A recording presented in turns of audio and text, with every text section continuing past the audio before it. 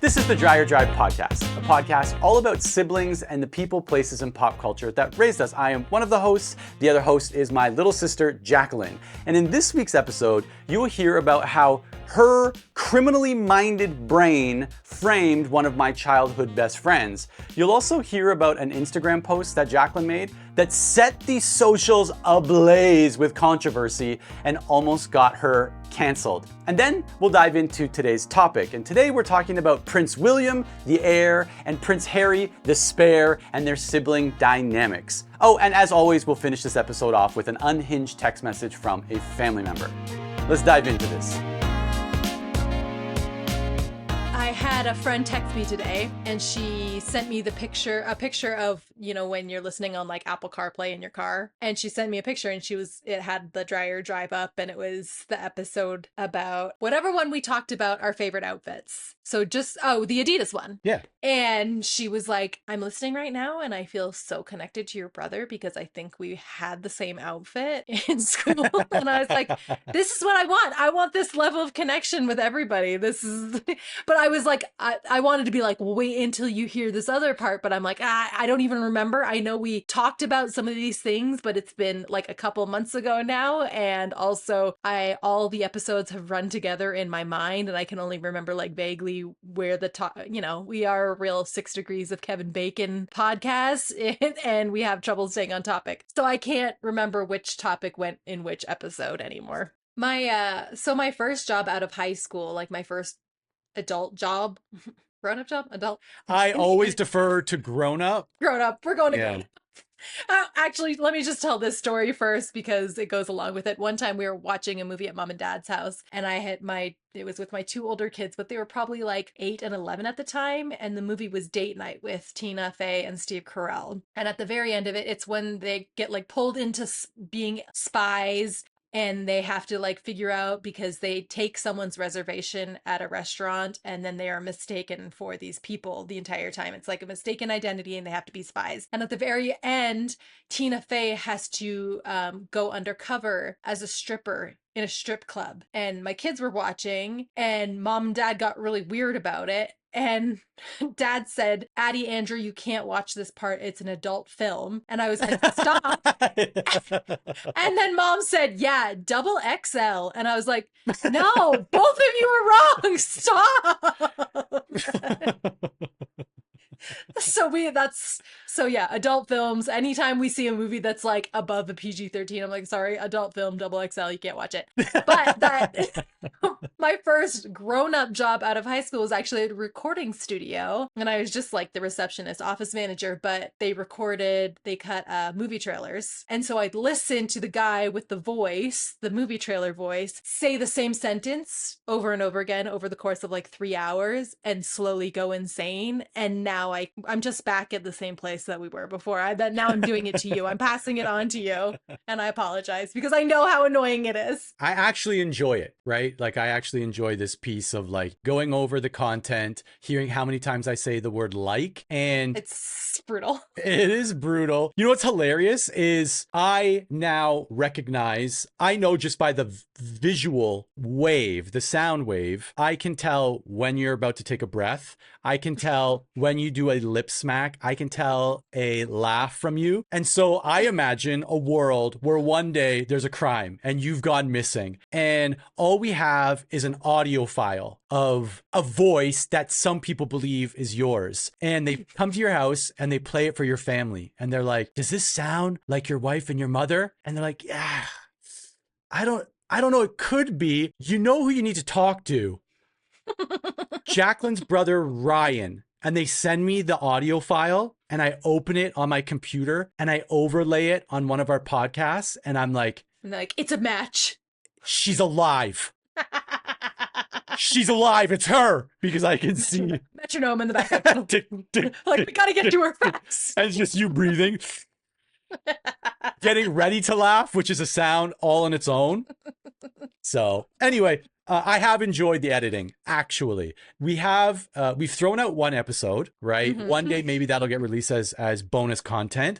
And we might throw out other episodes. Who knows? Because it's not it's not always a hit. For those people who are just listening to this and thinking it's just a regular thing, we're not always like this. Sometimes we miss, and there has been stuff that's been thrown out. Like I often say, like, we run a real loose ship around here, and pretty much anything's on the table at this point.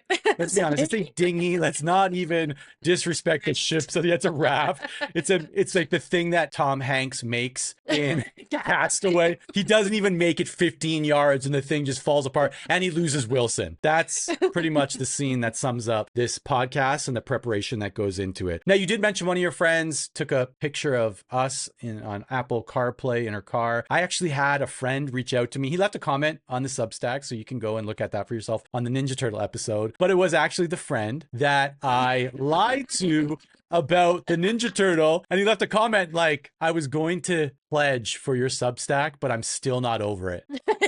Truly, the biggest delight out of all of this has been people from our past coming out of the woodwork to be like, I remember this, I was there, all of this. I'm like, this is so much fun to talk to all these people who have the same, because sometimes you're like, do I trust our collective memory? Like the five of us knew what was going on at Dreyer Drive, but then to have other people come out of the woodwork and be like, yeah, I remember it too, I was there, like, I love it. Yeah, I remember puking in the back of your van. I remember that's the comment I want. Like, I'm so sorry. And he sends like a case of OxyClean, if that's still a thing, to mom and dad. Just to add insult to injury, though, the friend who you stole the Michelangelo from is also the friend that one day he made me very upset about something. He had been over our house, and for some reason I was mad at him. So I carved his name into our dining room table so that mom would get upset at him. And she hates him to this day.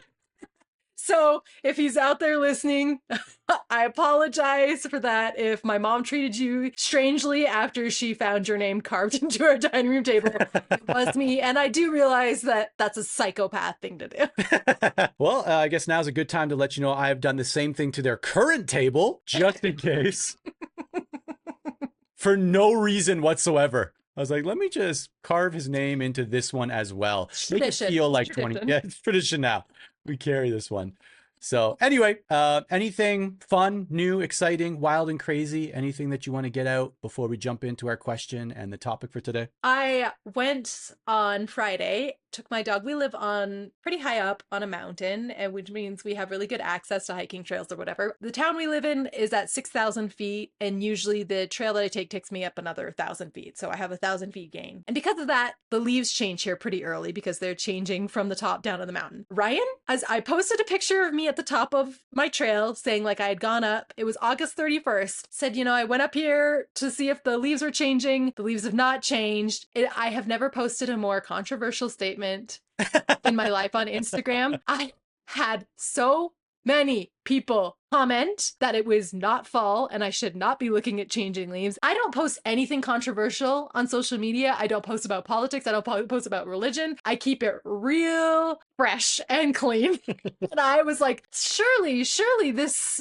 picture of me near green leaves, just simply saying like the leaves have not changed, will not make anybody upset. Oh, it made some people upset. It's so weird. I was one of those people before I moved to the land of Japan where I currently reside. If somebody mentioned the word fall too early, I would actually get upset. I'd be like, don't you say it. Do not say it. Like them saying, hey, fall is on its way. I saw the leaves have already changed colors up in Algonquin Park. And I'm like, no, don't you even say it. Like them saying it was somehow going to magic wand transform the colors of all the leaves in that area that day. And I actually have this conversation with people here. So again, Okinawa, subtropical. It doesn't really get cold here. It drops down to maybe 12 degrees Celsius for a week in February. And then the rest of the time, it is just beautiful here. I have this conversation with people where I tell them how much Canadians enjoy summer because it is so short, right? Like you don't even want, you just get into the groove of like going to the cottage or going to the lake or going for nice walks where you don't have to prepare for 30 minutes in advance. All of the layers of clothing that you will be required to wear to walk the dog. Like all of those things that you can do in summer, eating outside, drinking outside, all that fun stuff. You just get used to it. and then the rug is ripped out from underneath you. The leaves change colors. And for 4 months minimum, you are stuck indoors. Well, and fall in Canada is also very short. Where we grew up anyway, you'd get like 3 weeks before snow starts. So people are really protective of that tiny sliver of fall that they get. Here, fall lasts like literally 6 months. I'm like, yeah, I want it to be fall. But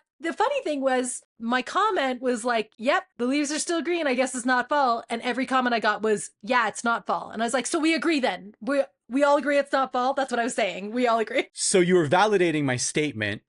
Thank This you. is why I put these things out there. You just state obvious things. It's now just the date. You're just going to start putting the date up. If you think that I'm not going to go up there on Friday this week and take a picture of those yellow leaves, you got another thing coming, because they will be yellow on Friday. And I'll be like, well, what do we have here? Anyway, moral of the story, it's fall here in Utah. Beautiful leaves changing. The best part about this one is definitely coming out well into fall. I was right. I knew it was gonna happen. Well, as always, we have a question, I'm sure. What would you say was like your first like musical influence as a kid? Like, who would you say, what would it be? If you had like to pin it on like one specific moment where you were like, now I'm interested, what would it be? 2 doors down from where we lived on Dreyer Drive, there was a house where a woman that we called Granny Cooksey lived. Rest in peace, Granny Cooksey. Granny Cooksey was amazing. She was into like show tunes and Broadway. And I think she used to work as some kind of like Broadway something or other. And her daughter and her daughter's son, Chris, also lived in that house. And there was one day where I was walking past Granny Cooksey's house and Chris was in the driveway and he had these massive speakers and he was playing NWA Straight Outta Compton.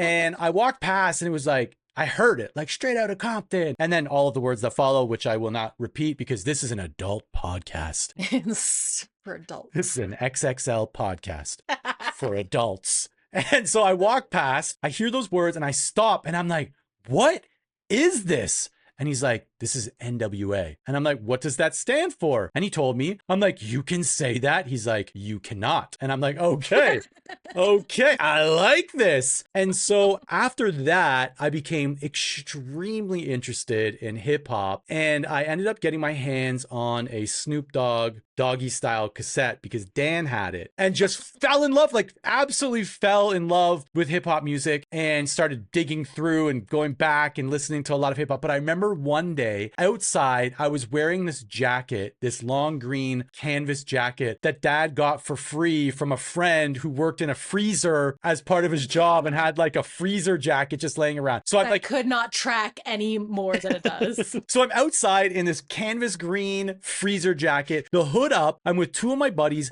and I'm rapping the Snoop Dogg version of Lottie Dottie, which of course is based on Slick Rick, but the Snoop Dogg version. And I'm like hand movements. I think I am so cool. And the 2 guys I was with didn't say anything, but apparently they went home and made fun of me for hours for rapping Snoop Dogg. I was in grade like 7. I was like 12 years old and I'm out there rapping Snoop Dogg. I thought I was the coolest person alive. At that time, Nirvana, Smashing Pumpkins, Metallica, Megadeth, the Beavis and Butthead cassette tape soundtrack, whatever. That's what was extremely popular. And I was kind of into that as well, right? But really into hip hop music. 2 years later, did I not find those 2 same guys who were making fun of me in the street listening to Snoop Doggy Dogg? Do you think they apologized? Did they have the jacket though? No. They do not think for a second they had the plug like we had, giving away free freezer jackets to the community. Gum out of the garbage. I reached in the pockets. For sure, those pockets were jam-packed with garbage gum. The Crispies would know. The Crispies know. If you don't know, you are not a Crispy. But so I would say that's my first, like, I heard NWA. I was like, this is cool. And then from there, and even to this day, right? Like my playlists are just chock full of hip hop, old and new. I think that kids, this is going to make me sound really old. Kids these days. I don't know what accent that was. Kids these days. In England, the kids like truly will not understand the weight of the family cassette player, CD player. when we were kids, we didn't have our own cassette players. Or if we did, they were crappy ones, like a little crappy Walkman or whatever. Or I used to actually listen to most of the music on my clock radio. It was a Stop. white clock radio. I would listen to the top 6 at 6 every night on my clock radio. So if you wanted to listen to like something that didn't just come on by chance on the radio, we Something had to other use something other than Casey on Kasem. FM. Sorry, I cut you off because I was just, my brain was searching for Casey Kasem's name. And I was like, what was his name? What was his name? I'm pretty sure it's Casey Kasem. Every Saturday he would do like the global top 20. But if you wanted to listen to something over and over again, or you wanted to listen to something that was like the music you wanted to listen to, it had to be on the family cassette player. And we had one giant cassette. And actually, after a while, we had a CD player too, not to brag. And everybody had to kind of listen to whatever you had at the same time. And I remember it was probably about the same time. I was in 6th grade because it was my 12th birthday. And I got some birthday money, probably from Annie Gale, let's be honest. And I took it to the mall. And remember when you would have to go to like an HMV and you would go into those listening booths? And you go into listening booths and listen to all the CDs that had just come out and pick from there. And I had never purchased like my own music before. And I was like, I'm going to do this. It's my 12th birthday. I got $20 in my pocket and I'm going to go in, and I listened to the listening booth. I came out of that HMV or whatever it was with a cassette of Collective Soul, No. which why I don't mind Collective Soul, but for Collective Soul to be my very first like foray into like music taste, I listened to one song on one of those listening machines and I was like, that's it. That's my whole personality. To the point that like maybe like 3 months after I bought the cassette tape, CDs came out and like CDs became popular, and I was like, I gotta get the CD. So I went and I bought the exact same CD of the cassette tape that I already owned because I felt like I was getting left out because I didn't have the CD version of Collective Soul. And as a core fan, I'm a soul head. What can I say? I've never listened to Collective Soul ever again. A soul head is also the worst name possible for that fan club. All the soul heads out there. Everybody who listens has a soul patch, 100%. And then my second part was then, I think in high school, we had a car that we lovingly termed the Ratmobile. Also only had cassettes, right? Sorry. No way. Sorry, there was no cassette player in the Ratmobile. It was radio only. It was a 1988 Plymouth Sundance that shot windshield washer fluid onto the inside of the windshield. Like that, you would drive and the person who was sitting shotgun had to wipe down the inside of the windshield with a paper towel because the defrost didn't work on it. And I remember still like, think of how much of a loser you'd have to be to drive into a school parking lot in a Plymouth Sundancer wiping it down with paper towels, but we would be listening so loudly to Beastie Boys Sabotage that we were like, we are the coolest people that have ever walked this earth. Like the confidence level was so high, and I attribute my confidence level mostly to listening to Beastie Boys a lot as a kid. So I still listen to loud hip hop.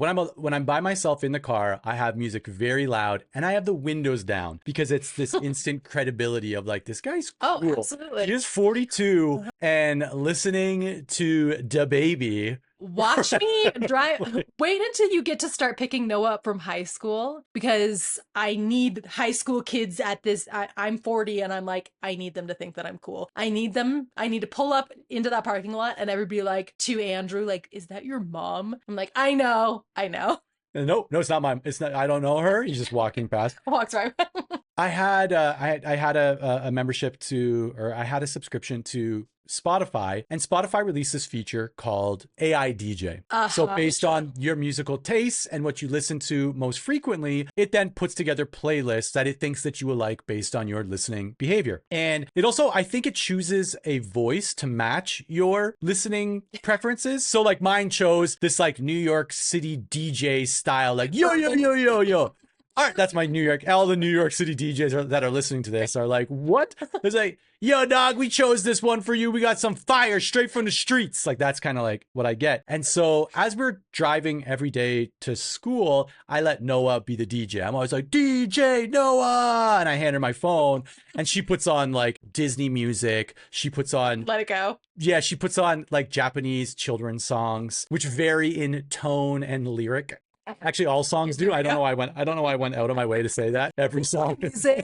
Music be varying. Music be varying. So so there's this one day I'm tasked with going out to run some errands by myself. I get in the car, I get out of the neighborhood, I put the windows down, I select AI DJ, and it's like, yo, dog, these are fresh off the streets. We've got some music that you've been listening to on repeat for weeks. And I'm like, yeah, I roll down the windows. I pull up to a red light. These two like 20-something-year-old girls pull up beside me in a convertible just as the music starts playing. And it's a Japanese children's song that's like, it translated is like, the monster's underwear is really strong. It's really strong underwear. It's really strong. And I'm like, no. And I'm like trying to skip it, but it's now put together the playlist of connected songs. And it goes right into like a Ghibli, for anyone that knows what Ghibli, a Ghibli song is like, Totoro, Totoro. And I'm like, no, just trying to skip every song. It's just nothing but children's music. And then I just roll the windows up. That day, I canceled my Spotify subscription and went with Apple Music. I'm like, never again will I be betrayed by this AI DJ. Yeah, very, very eclectic taste in music. But I think that's what happens when you have 7 people in the same house sharing the same cassette player. So we were listening to Mariah Carey. We were listening to Spin Doctors. We were listening to Spin Doctors. Daniel listened to a band called The Real McCoy a lot. And it was just like one of those like Euro techno bands that talked a lot through their music. Like, and so we just kind of had to put up, Dallin only listened to S Club 7. So I feel like I have like a very like balanced taste in music. And I take high pride in that. I'm like, she can do it all. Doesn't matter. I remember being deathly afraid that mom was going to find my NWA or Ice Cube, right? Like if she found my Ice Cube cassette tape, like my life was over. So there'd be times like getting ready in the morning for school. I would have the volume up just enough so that, you know, as you get upstairs, you wouldn't be able to hear the obscene adult XXL lyrics that were pouring from my speakers. The thing is, at that age, I didn't even clock what any of these songs were about. I remember perfectly walking through the hallowed halls of Exeter High with my Discman in my ears, listening the whole to Discman, the whole Discman, just jammed it right in there, listening to NERD's Brain on repeat, and I was probably 30 before I was like, oh my gosh, what was I listening to and who gave that to me? Yeah, that goes for like any of the R&B also of that era. You know, you get into adulthood, you become a grown-up, and you listen to it and you're like, oh my gosh, this was on the radio. Not only at the radio, they played this at school dances. They're playing too close at dances. I can't listen to it as an adult without like, I'm like, this is too much. I'm sorry, I can't. And this truly is XXL. It's XXL, and we were listening to it at Much Music video dance parties in the gym at the high school.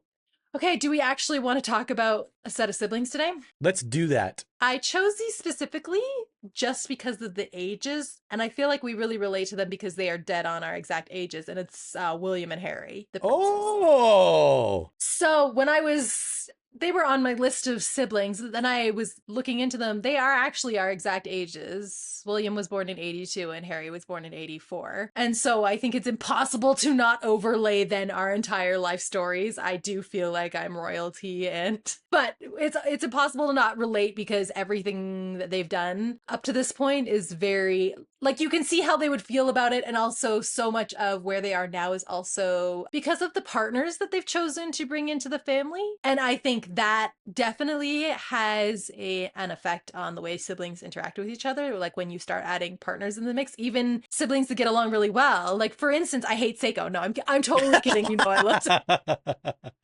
Seiko's the best. But yeah, when you bring partners in, it changes the dynamics of things. I think in our case, the partners change the dynamic for the better because our partners have really like calmed us down a little bit. And I think that's helped our sibling relationships across the board, but we'll get into it. So Prince William's born in 82 and Harry's born in 84. They're exactly our exact same age. Prince William is born as the Prince of Wales, and he is first in line currently to the British monarchy. I don't know why we're going back to the British monarchy. It just seems right. right? I just really love talking about the British monarchy. One thing that people need to understand about Canada too is that it's still very British. And so growing up, like we were very aware of the British monarchy. We were very aware of the princes and Princess Diana and Prince Charles and all that. Obviously, Diana, what I was reading, Diana really wanted them to have like a normal childhood. And so she worked really hard. She brought them to McDonald's, which, what a lady of the people. She brought them to Disney World. She wanted them to grow up normally. Of course, in 97, she passes away. William is 15 and Harry is 12. And I was watching a documentary about this, and it was saying that this was the first time the two boys were kind of like sacrificed for the monarchy, in which they were asked to walk behind the funeral procession, which really hadn't been done, but they knew it would be a really sympathetic look. Sentiments towards the royal family were not good because Princess Diana and Prince Charles had divorced by that time, and everybody was firmly Team Diana. Were they supposed to be at the front? I don't understand the symbolism there. So they were not supposed to be in the procession really at all. They shouldn't have been out in the public. They were kids. So they that's were what you're 15 saying. and 12. And so the royal family knows that this engenders a lot of sympathy towards the family if they bring out William and Harry and kind of trot them out. And I remember watching the funeral. I remember being down in the basement when all of this happened, watching this on TV. And I remember like it was the saddest thing ever to watch these two boys walk behind the funeral procession of their mom. Both of them go to the same boarding school. I think it's Eton that they end up going to, which is where pretty much any royal goes to. And of course, first William goes and then Harry goes. A lot of this is from the book Spare as well. We don't really know anything about like William's take on things because he's never written a tell-all book about this. So a lot of what I know is kind of skewed from what Harry is saying. Okay. So one of the things he says is William goes away to school and Harry goes away to school, and they've kind of lost touch since their mom has passed away, and Harry's excited because he feels like they're going to have a chance to reconnect as siblings, as brothers at school. And when he gets there, it's exactly what you would think would happen, which is the older brother completely ignores the existence of the younger brother and is like, be cool, don't address me in public. And that's exactly what happens. Wow. So that just transcends regular people and right in any person. Yeah, any older brother knows what it feels like to have the younger brother raining on their parade at school, especially when you've like curated like this is my personality, this is what I'm like, and to have your younger brother come in and be like, no, that never happened, that's not what you said. Both of them eventually join the army, and it seems like they kind of go through a period where they've graduated from school, they both join the Air Force, and they're both working on these things, and they get along really, really well. But that's when they begin to bring partners into the mix, and that starts to change the dynamic. William and Kate start dating in 2003, so really when you think about only 6 years after Diana died, it seems like he grew up. In my head it was a much longer time, but William and Kate start dating in 2003, and they kind of like are still doing okay. Harry's kind of like a third wheel to them. They're seen out a lot together. They actually even start a charity together, like a mental health charity, and they're doing a lot of this charitable work together. William and Kate get engaged in Africa in 2010, and it's really significant that it's Africa. Why is that? Because Diana did a lot of her humanitarian work in Africa. Then William and Harry are they travel to Africa a lot. A lot of their humanitarian work and charitable work is done in Africa. And then William gets engaged to Kate in Africa. Like this is like their special place. I believe it was in Kenya where they got engaged. They get married in 2011. 300 million global viewers are watching these two people. That is insane. I truly can't imagine. Again, my greatest wish is to die in obscurity. I can't. The 300 million people watching you say your vows, and it sounds like a nightmare to me. Yeah, I'll pass. And I remember like there was even like Harry and William are standing at the front of, I think they got married at Westminster, right? It's right before Kate makes her appearance, and Harry's seen mouthing, "Wait until you see her," to William. And it's like this super cute moment. And everybody's like, brothers, they are the sweetest. I can't believe like these two, like Harry's as happy for William is to get married. He loves Kate like a sister. That was the narrative that was kind of pushed out. When I read Spare though, Harry also says that that was kind of a narrative that wasn't necessarily true, like that was kind of planned, and that he wasn't really the best man at the wedding. William had two other friends, so the best man, but like for appearances, it needed to be Harry and William standing up there together, you know, putting on this united front. And of course, everyone's just looking for something to confirm what they want to believe about the siblings for the story, right? Like, people want to believe that Harry is this extremely supportive sibling who just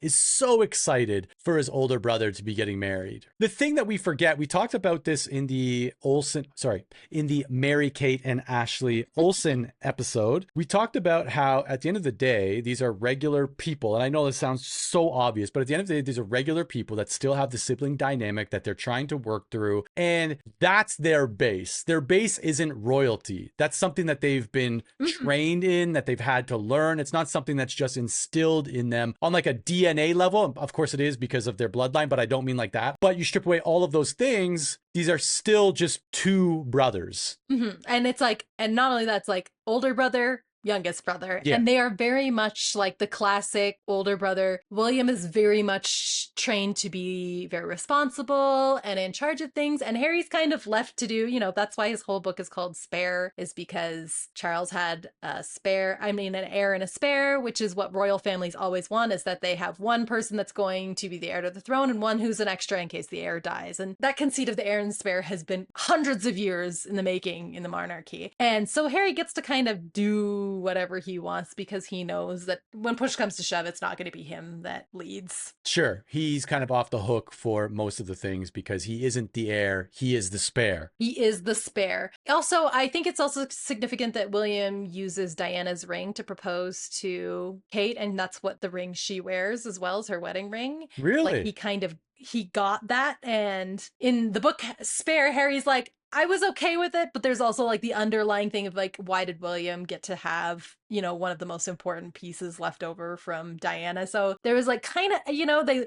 on the outside, it looks like everybody's getting along really, really well. On the inside, it's starting to crack a little. It starts to crack especially badly when Harry meets Meghan Markle and they start dating. And I think, again, growing up in Canada and things being still fairly British there, especially in things like manners and outward displays of things like Justin and I have had this conversation. Justin is American and he is always like surprised at the way Canadians display like patriotism. It's not particularly flashy. Like we're proud to be Canadian. We celebrate Canada Day, but it's not like, I don't think I've ever met someone who's flown a Canadian flag out the back of their truck, which is something that I see daily with the American flag here in the town in which I live. So it's just like a different, so I can see how when you have one married in that is exactly what you were expecting and exactly what you were raised to want. And then you have someone who was raised, actually she was raised in Canada and America, but Meghan Markle comes in and she's kind of like, yeah, represent. But she kind of comes in and is not, she doesn't respect the throne the way that someone in England would. So it talks about like the first time she met the Queen, she goes up and like gives her a hug, and they were like literally William and Harry are like, we haven't hugged her in 20 years. Like you can't just like, and for all intents and purposes to her, she was like, I'm just meeting your grandma. And they're trying to explain to her like it's not but you're also like, not.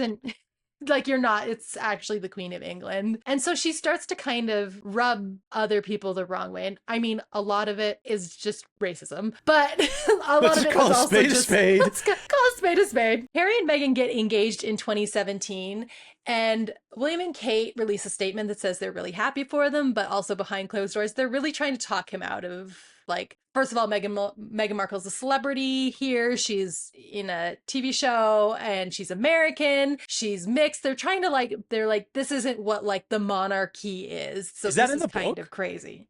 Yeah, 100%. So Harry says that he is trying to be convinced, discouraged. So he is actively being discouraged from pursuing Meghan as a partner. And yeah, and formally. And in 2015, so just before this, Harry goes to Africa and is kind of like, I love Africa and I kind of want to make it my cause. And it causes a problem between him and William because William and Kate are like, oh, like we already said Africa was for us. And so they start You've already claimed that? Whoa. You cannot say that. guys. It starts like a literal turf war between the brothers because William and Kate are like, Africa's like our special place, and William's like, I kind of want it to be our special place too. And they're like, no, thank you. So Harry and Meghan get engaged. They are traveling. I think they get engaged. They go to Africa at least when they're dating, and they kind of like make it like, this is our special place, is Africa, and like that annoys them. Harry says there's this sheet that they get when they are together as a family, as a royal family, and the sheet is basically a ledger of their charitable doings, how they look in the public. And so like like a grade of like all of their public appearances, or basically a spreadsheet just that a says record things that of how they look to the public, of the charitable things they've been doing. And it's very clear that if one of them is winning, the other person's losing. Like they can't a score on the far right. No, for sure. And so they'll go to like Christmas, and it's like, okay, well, Merry Christmas, here's your score, you're not doing great, people don't like this. So it bred a lot of anger between all the members. Even between like Charles and his own sons. Like Charles was willing to sacrifice sometimes his own sons because he needed to get a better score on his like professional royal sheet, which is crazy. I picture it, really long table. Everybody's lined at the table, and there's somebody reading off the scores and telling people who needs to work harder or how many points they have to make up, going like, all right, everybody, we are going into Christmas dinner, and let's go through the scores. Prince Harry, you are 5 points behind Prince William. Charles, you're up by 7 points. Little sons, you got 13 points to make up. You need to do something spectacular at the next family gathering. All in the driest butler British accent you've ever heard. I expect a giant scoreboard as well, with the numbers that flip like an old school train terminal or bus terminal. It's like Hunger Games, where there's just like a shot in the air every time someone does something good. The leaderboard changes. Oh, no. So Harry and Meghan get married in 2018. It's really hard not to compare the two weddings, for sure. I think this would be a good time to mention that we did not go to each other's weddings. Like, also, it's very much like the graduation thing, where it didn't seem like a big deal, and I think people would think it was a big deal, but our family doesn't think it's a big deal. No, I mean, yes, I totally agree that for us, it just didn't, I don't want to say it didn't matter, but it also didn't matter. Like, we also realized we were getting married in Japan. This is where we had our wedding ceremony. Mom and dad were there. And even with Seiko, like, it was just her family. And that was it. I think for us, it doesn't change the dynamic. Do you know what I mean? No. Yeah. And I never wanted a big wedding. I never looked at it like, let's get 300 people together. I have a hard time interacting with that many people with the obligation. Okay, you have to go and pretend to be interested in what that person says for 13 minutes or 30 minutes. So for us, it was like, let's just make this happen. Let's get married. And you know what? We will be with our family every weekend for the foreseeable future. I think we're okay if they're not all here for this day. I think with like a Harry and William situation, the pressure on optics would put me right over the edge, because if I knew that many people were watching all the time, like, that's extremely stressful to me. When we had 2 wedding receptions, like one here in Utah on our actual wedding day, and then we also went up to, and you guys were at the Canadian one. And so to me, it like was just, I was able to be like, these are 2 different groups of people. To be honest, I don't love when all of our families are together anyway. It's extremely stressful. Yeah. So yeah, I don't know. It's hard not to compare the Meghan and Kate of it all, and I think that's what everybody does naturally, because you have these 2 brothers, they both marry these women that are brought into the family, and of course, like, everybody's natural inclination is to be like, it's Kate versus Meghan. And a lot of what Harry says that Kate is kind of stereotypical British in the fact that, like, she's very proper, and that can come off as cold, especially to someone who is raised in a North American culture where it's all hugs and lay it out on the line. Yeah. Shoulder punches. She's there shoulder punching the queen.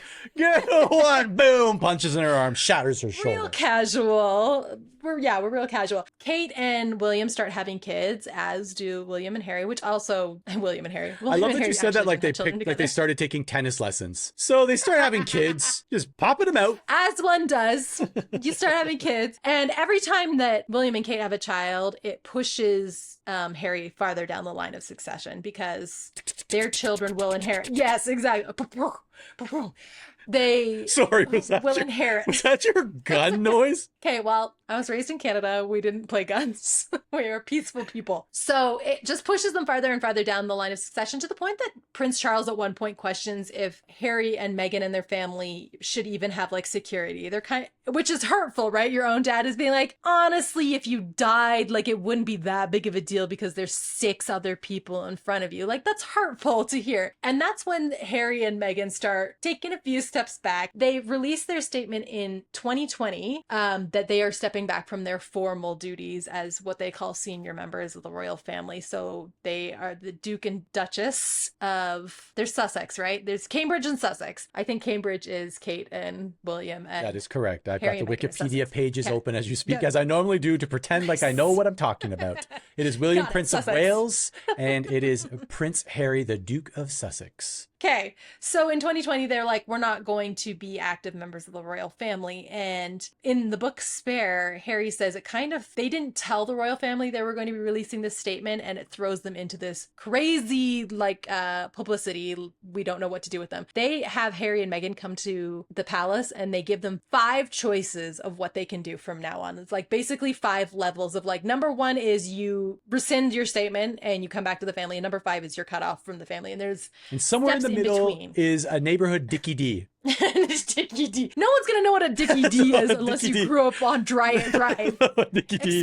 Explain. Dickie D is this guy. I'm sure they existed in other places, but they weren't called the Dickie D. But it was this bicycle that had a freezer on the front of it that was filled with popsicles. And the person in charge of the Dickie D in summer months, all 2 of them would ride the bicycle around the neighborhood, hitting this little there was 4 bells on the handlebar, and it would just ding this bell through the neighborhood, and you would know that the Dickie D is here, and you would go outside with your dollar to buy a popsicle from the Dickie D. To buy a popsicle, like one of those creamy popsicles that look like a ghost with like gumballs, but like one of the gumballs, they were supposed to be eyes, and one was like droopy. They've been refrozen 6 times. We also had like a little chant that we would sing when they drove by, which is Dickie D, Dickie Dum, shove your ice cream up your butt. And then we went and we bought ice cream from that person. You know when like someone's just trying to make a living and you just harass them for no reason? That's what we were doing. And kids just ruined it, by the way. Kids ruined that profession. It no longer exists, like a blacksmith. There's probably only like 1 left because people would go and just rob the Dickie D with BB guns, and the Dickie D could no longer earn a living. So now there's just 1 lone Dickie D, and if you find him, give him all your money. Okay, he's a ghost. In 2021, this is off the rails. They actually, in rescinding their senior royal roles, they lose out on $2.3 million, which is what Charles gave them as their like stipend as being royals. And so they hate the job enough that they're like, please no more $2.3 million, daddy. Like, we just want to be free. In 2020, that's when they do the Oprah interview, which is kind of what blows the top cover right off. I don't know why I can't remember simple idioms when we do this podcast. I forget everything that I've ever heard and how a human speaks. Blows the top right off of this whole thing because they talk about, Meghan Markle talks about the racism she's experienced as a royal family member. They talk about Charles asking if they even need security at this point anymore. And they talk about how hurt they are. And I think that interview effectively shuts down any kind of chance that Harry and William are going to make amends at that point. William right to his head. Right to his head. He is a classic royal, and they had this saying that they would never complain, never explain, and that's what their job as a royal family member is to do. And William takes that very seriously. Well, Harry definitely nonstop complains and explains. Like, that's kind of what right to tell all book. He also quiet quit the royal family. Him and Meghan just they're quiet quitting for years, and then finally like, I don't think they're getting the message. Should we release a statement? Should we talk to Oprah about it? But also, like, that's something that a youngest child of a family gets to do. Like, they can complain and explain while the oldest child like has no other choice to just like continue doing their duty nonstop. And I think that's very much like William and Kate. Like, this is their jobs. This is the gig. They were born royal. This is what they have to do. Harry writes Spare which makes everything so much worse, because not only is it about everything they talked about Oprah, it's all about how Harry has all these feelings and has never been able to express them, and the royal family just kills every emotion that's ever been floated by. I just think about like what it would be like to be the partners in this scenario, and like would I be a Kate, would I be a Meghan? And I think I'd be a Kate, just because I'm a martyr, and I'm a quiet, much like the royal family, we have also been taught to never complain. We explain a lot, but we complain. Start a podcast and explain everything about your upbringing publicly. We start a podcast to explain why we're not allowed to complain is what we did.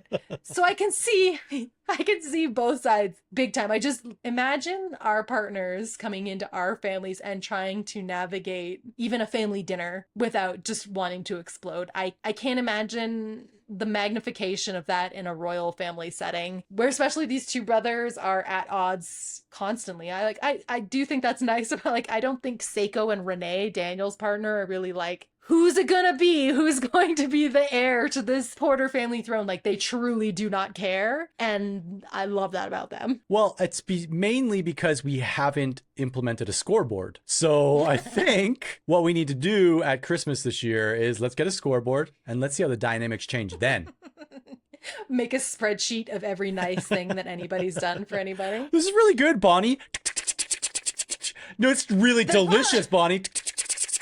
Here's the problem, though, is like, I'm a female in this family. You are. And I am a female. People have told me that before. And I always say that, like, I'm not always the nicest person, especially with our family, and it's going to have to be Seiko that takes care of them. And so I have to do everything in my power to keep Seiko in the picture, loving our family, loving everything about it, because we are nowhere without her. She will have to take care of mom and dad. I'm not nice enough to do it.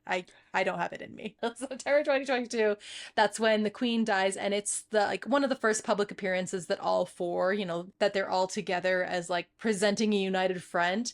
Unfortunately, right after that, it looks like they're actually going to make amends, but right after that, Harry and Meghan they release their Netflix documentary, which is just like, every time they kind of get close to being good again, it's like Harry and Meghan are like, hey, one more thing, I would like to explain how I've been wronged here. And so it's the Oprah interview, then it's the book, then it's the Netflix trailer, which ends up going nowhere. It's also the Spotify rap single, which is just a 3-minute diss track against William that randomly showed up on my Spotify AI DJ. They're like, this just in from Prince Harry. It's called Things Are Getting Hairy. Stop, especially because he did have that scandal where there were pictures of him nude in Las Vegas, and I don't know why the word Harry just reminded me of it. Not that I've seen the pictures. Which reminds me, Harry, Spare is released in 2023. And in March 2024, that's when Kate, remember when everybody was like, where's Kate? Where's Kate? And she announced that she'd actually been battling cancer. Harry and Meghan find out about it in the official television appearance that Kate does. So they do not know that she is battling cancer until everybody else finds about it. I did like a search on most recent like news stories about Harry and William, and the closest I could find is like they were in New York at the same time, but they're not actually speaking. But one was in JFK, one was in LaGuardia. Truly. And they're just like ships passing in the night. They have really not a lot to do with each other. Eventually, William will become king. As soon as Charles dies, that's next in line. And it's going to be interesting to see what happens. Like I say, eventually one of us is going to die, and we're going to have to show up to the funeral, and it's going to be this whole big thing. Unless Christmas is a real disaster. Unless we treat it like weddings and graduations, in which just case don't show up. It's not that big of a deal. Yeah, not a big deal. Are you going to that? No, I know. It's fine. Well, I find Catch that you next time. Weddings and funerals, they're really awkward because very few people go to a wedding or a funeral and it's about the people there. It's always about the person. It's always about you, right? What am I going to say? What am I going to do? Where am I going to sit? Who am I going to see? What am I going to wear? Like, I may have said wear twice, but all of those things become about you, right? And you go there worried about how you're going to look, how you're going to sound, who you're going to talk to, all of those things, what you're going to give. what you're going to receive, and it just takes away from all of it. So my philosophy is just don't go. Let's, if we could send a message out there to William and Harry, like, guys, take the pressure off. You don't need to do all this stuff. You're doing too much. Relax a little. See each other at Christmas. It's not a big deal. You catch on the flip flop, as we say. Catch you on the flip flop. And that's all we know about them to this point. I guess we could do an update podcast if they ever actually become friends again. We're going to have to do that. And I think also, very much like the Mary-Kate and Ashley episode, this is all just us speculating, mostly you speculating and me chiming in along the way, because we really don't know what's going on behind closed doors, other than there's a giant scoreboard keeping track of every public move. And a scathing biography written by one of them. One of them who is like, things are not great. So I think we can extrapolate what we can. So before we go into the unhinged text from a family member this week, I do just want to point out something that I thought was kind of interesting and does have an overlap with us, kind of, because we want to make this about us. Prince Harry and Meghan first appeared together in public at the Invictus Games in, drumroll please, Toronto. Oh, I was like, Africa!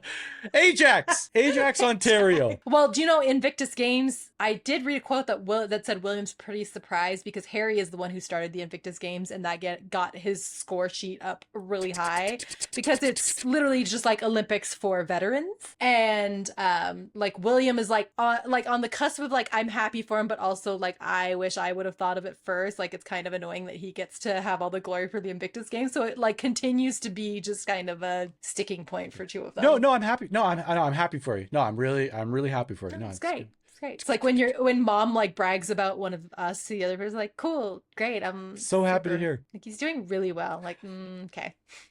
Thanks. All right. Unhinged text message, and then we got to wrap this up. Well, it actually happened this morning because we were texting. This is fresh. It was fresh. I woke up literally just in a cold sweat because you had texted me. Again, we are on completely different time zones and constantly texting each other while the other person is sleeping for 8 hours. So then you don't get a text back for 8 hours. And you had texted me to tell me that pretty much a lot of our recordings were almost unusable because of I had screwed up some settings. There were settings that I was supposed to click and I didn't click them, and I felt horrible. Well, that wasn't the intention, first of all, to clear that. That wasn't the intention. But in the biography that I'm currently penning, there will be a chapter about this. About how all I needed to do was click one button. I didn't click the button. Yeah. And I was, in my head, I was like, the past 6 podcasts would just throw them in the garbage. We are terrible at this. I'm quitting. We're never doing this again. Why did we think we could do this? And the thing was, you were taking responsibility for it. And because you had listened to and assumed, yeah. You had been very understanding. So 5 points to Gryffindor. And I said that I felt bad. And basically I was like, you know what, just put a disclaimer at the front of the episode that said like, look, we totally screwed up. And I said, the good news is we have done everything possibly that we could have done wrong. So there can't be anything left. And you said, there are still many, many things that we can do wrong. Like mention Nazis in every episode. And I will say there was a scandal where Prince Harry dressed up as a Nazi. No. And I was going to bring it up. For the record, if you're going to cancel anybody on this, it's got to be one of us, okay? Jacqueline, I will spare you. And by spare, I mean sacrifice you. You are the one that needs to get canceled. Spare and heir. You're the heir. You're the spare. All right? I can carry this by myself if I need to. We might have to have open auditions. Well, you have 3 other brothers to choose from. That's the nice thing about having an heir and a spare and a spare and a spare and a spare and a spare and a spare and a spare. Well, as always, thank you. That was a lot of fun. And stay crispy, my friends. Stay crispy.